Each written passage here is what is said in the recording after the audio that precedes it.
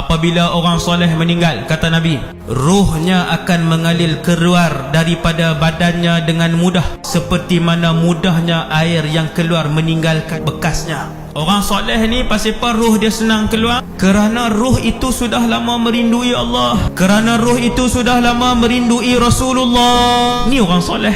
Kemudian hamba Allah ni, hak soleh ni, malaikat pun mula tarik ruh dia. Waktu tu dia pun tahu nilah mati. Senyum tak dia? Senyum. Pasal apa?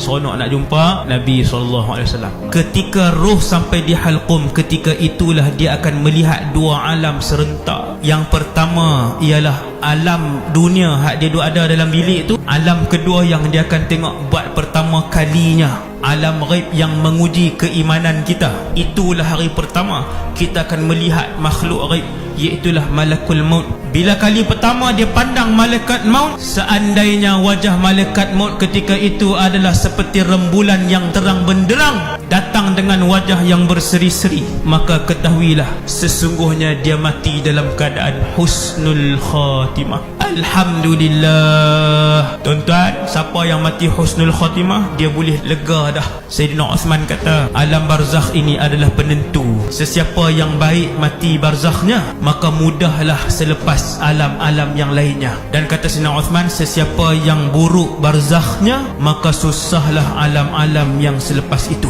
Tuan-tuan sekalian, bila dah kafan dengan kafan kain daripada syurga, wangi-wangian daripada syurga, ke mana ruh akan pergi? Ruh akan dibawa sampai ke langit yang ketujuh untuk menghadap Allah Subhanahu Wa Taala. Lalu malaikat pun bawa, malaikat rahmat bawa kita sampailah ke langit yang pertama. Pintu langit pertama ditutup. Bila sampai di langit pertama, malaikat tanya siapa? Fulan bin Fulan. Cek nama, ada. Dibuka pintu langit, lalu diseru lelaki ruh yang baik ni dengan satu nama yang paling mulia di atas muka bumi Allah. Lalu tersebarlah bau wangi lelaki ni. Seluruh penduduk langit bau. Mereka kata, siapa ni manusia yang mulia ni? Malaikat tu pun jawab, Fulan bin Fulan. Nama kita. Naik langit apa semua, sampai langit 7. Allah Subhanahu Wa Taala puji dia. Kemudian Allah arahkan buku amalan dia. Dibawa buku amalan kita. Tak di mana? Satu tempat bernama Illiyin. Buku orang soleh letak di Illiyin. Habis letak di situ, kembalikan dia. Pergi ke mana? Alam barzakh. Turun balik daripada langit ke-7 tu, turun masuk bawah.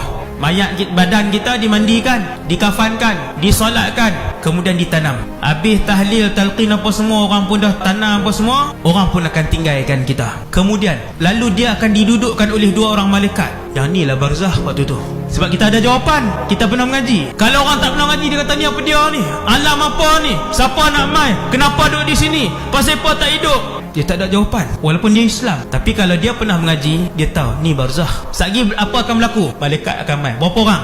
2. Siapa nama mereka? Seorang nama Munkar, seorang nama Nakir. Lalu dia pun datang. Soalan tahu lagi? Semua orang tahu dah. Man Rabbuka? Maka lidah dia yang fasih, kerana dia orang soleh. Lidah dia yang fasih akan jawab, Rabbi Allah. Malaikat seri muka. Malaikat tanya, ma dinuka? Lidah orang soleh yang fasih tadi akan jawab, diniyal Islam. Agama aku Islam. Siapa Nabi kamu? Nabi aku Muhammad. Akhirnya dia pun menjawab ke semua soalan. Setelah habis ditanya orang soleh tadi, dia pun lulus semua soalan. Akhirnya dia pun dipersilakan ke sebuah tempat dan negara yang indah. Nama negara itu adalah Raudhatan min Riyadil Jannah. Satu taman daripada taman syurga. Belum syurga lagi, tapi punyalah cantik.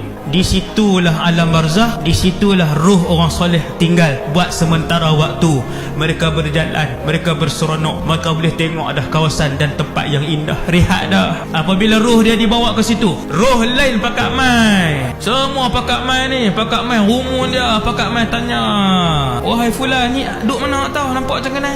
Ni mati elok noh, mati elok tu duduk taman syurga. Allahu Akbar. Berehat dah, boleh rehat dah.